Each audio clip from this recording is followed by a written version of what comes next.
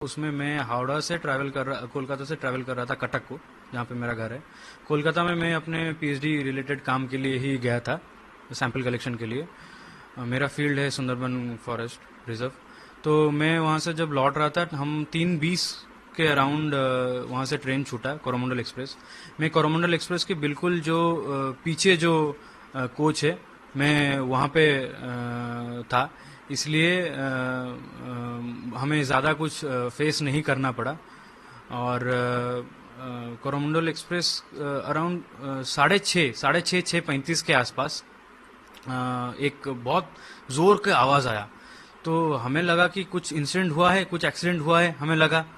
तो 6:30 के आसपास हमें जब ये साउंड हुआ तो हम तुरंत ही उतरने के लिए रेडी हो गए कि कुछ इंसिडेंट हुआ होगा। अगर डिरेल हुआ होता तो हमें जल्दी से निकलना पड़ेगा। तो जब हम कोच का गेट खोले, जब हम देख रहे बाहर, तो बाहर देख रहे हैं कि 2-3 कोचेस और गिरे पड़े हैं। ये जो कोचेस थी, यहाँ से लगभग 250 से 300 लोग वहाँ पे थे, और वो सब निकल के हमें मदद के लिए बोल रहे थे। हमें ये नहीं पता चला कि ये जो कोचेस है, ये हमारे ट्रेन की कोचेस है या फिर किसी और ट्रेन की कोचेस है। तो हम करीबन 10-15 लोग थे जिनका कुछ हुआ नहीं था। हमारा जो कोच था वो सबसे सही था, कोई डैमेज नहीं हुआ था उसमें। तो जब उस कोच के लोग आके मदद के लिए मांग रहे थे, तब हमें पता चला कि वो सारे कोचेस थे यशवंतपुर एक्सप्रेस के लिए, जो हावड़ा जा रही थी। तो तब पता चला कि अच्छा, नहीं, हमारी ट्रेन का कुछ नहीं हुआ है, दूसरे ट्रेन का कुछ हुआ है। ऐसे में तुरंत ही हमने वहाँ पे इमरजेंसी सर्विसेज को कॉल लगाया और पुलिस को भी फ़ोन लगाया। इसी बीच में वहाँ पे हम जो लोग तकलीफ में थे उनको पानी वानी दिया।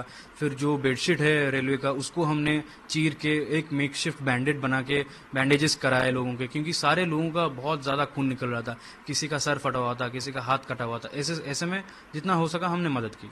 अब क्या होता है कि जब एम्बुलेंस सर्विसेज आने लगते हैं, एम्बुलेंस हमारे तरफ ना आके हमारा जो कोरोमंडल एक्सप्रेस था, क्योंकि मैं पीछे था, कोरोमंडल एक्सप्रेस के जो सामने की तरफ है, जहाँ पे सामने उस तरफ जा रहे हैं एम्बुलेंसेस। अब हमें ये नहीं पता चला कि एम्बुलेंस अगर आ रही है तो यहाँ पे एक्सीडेंट हुआ है, वहाँ पे क्यों जा रहे हैं। हम धीरे धीरे करके 4-5 लोग आगे की तरफ बढ़ने लगे। तब हमने देखा कि कोरोमंडल एक्सप्रेस का तो और भी ज्यादा हालत खराब था।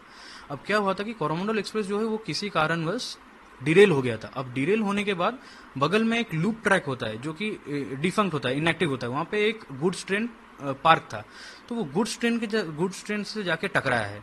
ये बात हमें बाद में रेलवे ऑफिशियल्स ने बताया कि गुड्स ट्रेन से जाके टकराया। फिर कोरोमंडल एक्सप्रेस का इंजन या फिर गुड्स ट्रेन का कोई कोच जाके बगल वाले जो यशवंतपुर एक्सप्रेस जो जा रहा था हावड़ा की तरफ, उससे टकरा गया। अब ये हावड़ा के यशवंतपुर एक्सप्रेस का जो 3 कोच था, ये तीनों के तीनों जनरल बोगीज थे। उसमें बहुत ज्यादा कैजुअलिटीज हुई।